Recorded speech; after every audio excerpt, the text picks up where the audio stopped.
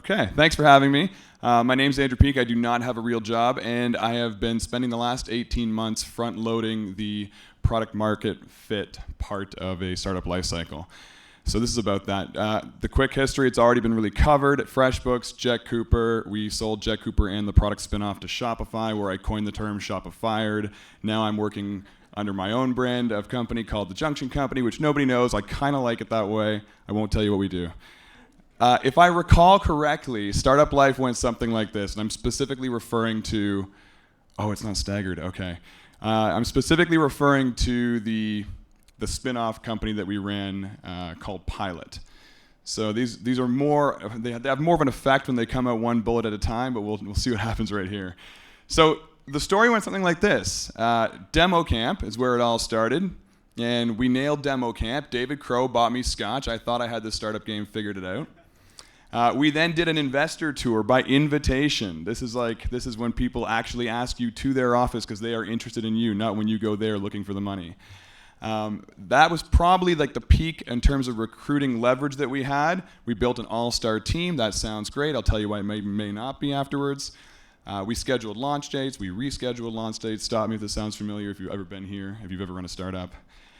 Then, as we officially got close to a launch day, we had a coming soon tour, which is the conference circuit. You probably know all the big Canadian conferences. We took as many lessons from the beta as we could. Then we took a very, you know what, this is the feature that we need to fix right now. This will get us to that holy grail. And then for after that, we sort of found ourselves in this sort of like a relevance quarter pivot loop. And so at this point, this is like the bottom of the trough of sorrow. At this point, churn is a real thing. Founders, employees, users, and all of it takes time and energy. And then, of course, 11th hour runway management. So believe it or not, we sold this company, which I think is miraculous, all things considered. But this isn't that uncommon as a startup life cycle. So said another way, you can look at these things in a different light. You know, as you kind of get out there and do your PR stint or your TechCrunch article, whatever it is, it's a lot of noise making. And then each of these things adds complexity to the mix. And so I'm not going to necessarily go through each one again, but I did want to talk a little bit about the trough of sorrow a little bit more. So it seems to be this inevitable place that a startup has to go through. And I've been thinking a lot about this now as I approach my second startup and how I want to enter this trough of sorrow. And I'm trying to make it a little bit easier on myself. So the truth is, finding product market fit takes time. And so the question I asked myself is, how can I speed it up? I looked back at this, not entirely sure. So I kind of went to the second big truth here, which is that finding product market fit is hard. So how can I make it more comfortable? And as I kind of stewed on both questions, the answer actually was the same for both. These are some clues that'll get us there, but I sort of looked up these quotes here just before I came in, and every startup goes through the trough of sorrow. It's a place where founders become demoralized, and the answer, as Fred Wilson will tell you, was simplifying. And so my 2 cents is, yes, you need grit to run a startup. Yes, you need perseverance, but maybe you don't need quite as much as we tend to put out there. Maybe there's a better way. So I think simplifying is really the key to this whole product market fit trough of sorrow chapter that we need to go through. And I think we don't really realize when we're adding complexity to the mix.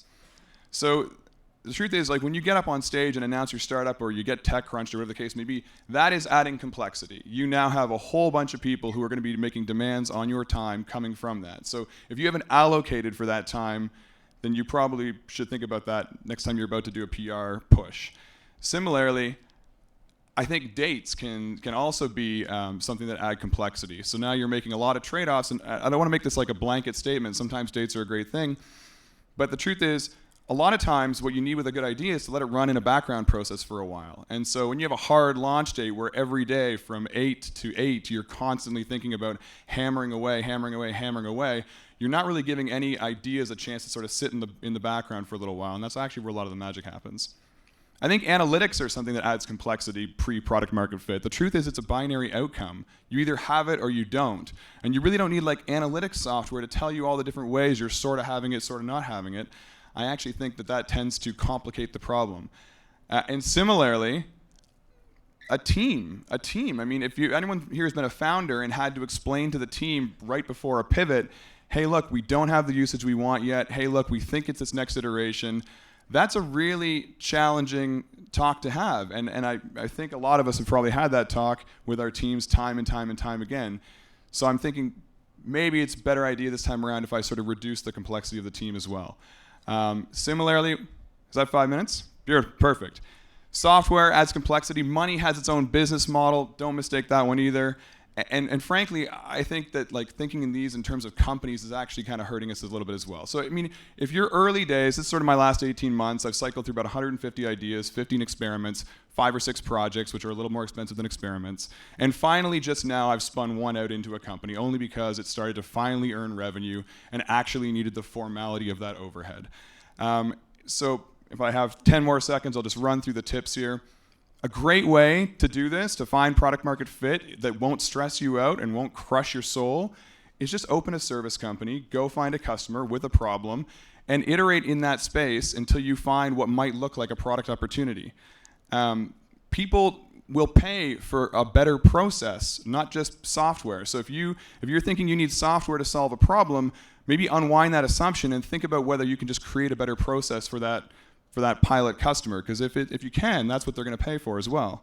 And similarly, I think market entry wedges, think smaller, and leverage that starting point into something much bigger.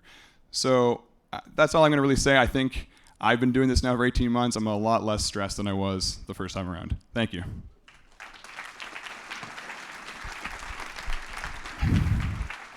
Fancy mics. Questions? Oh, nice. All right.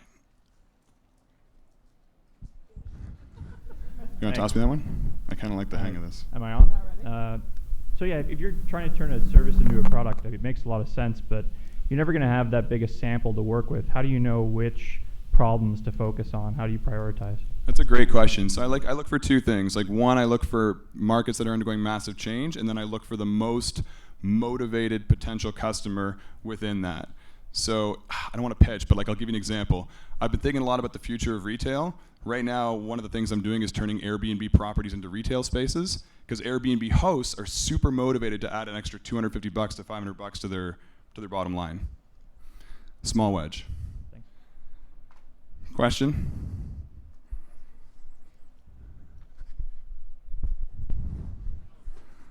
Good catch. Andrew, I heard you speaking once before, and you talked about team and how important that is in your history. Any wise words about team?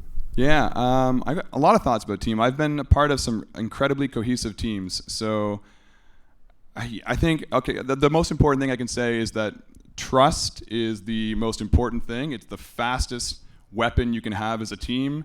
Satish, Vern, and I would often not talk to each other for weeks on end, and somehow everything would run perfectly, and there was such trust in each person to take care of their part of the ship. So if you're in a team, I'd say that that's the most important caveat when you're looking around, is how long can you go without talking to your co-founders and still have peace of mind? Believe it or not. Anyone else?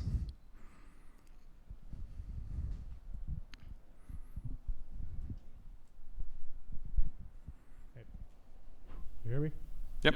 If you do have a better process, how do you convince a client or potential client to undertake it if they are how do you convince a client to undertake just say that a new process is better than the one they currently have and that it's actually worth their while?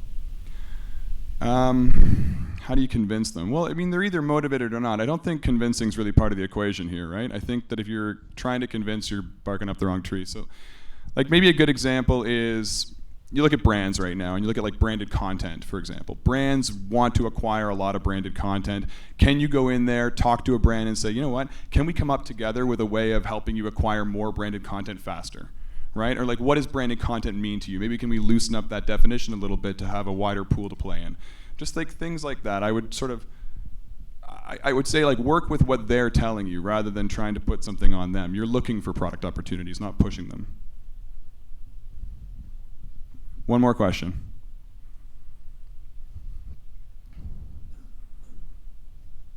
Thanks very much, guys.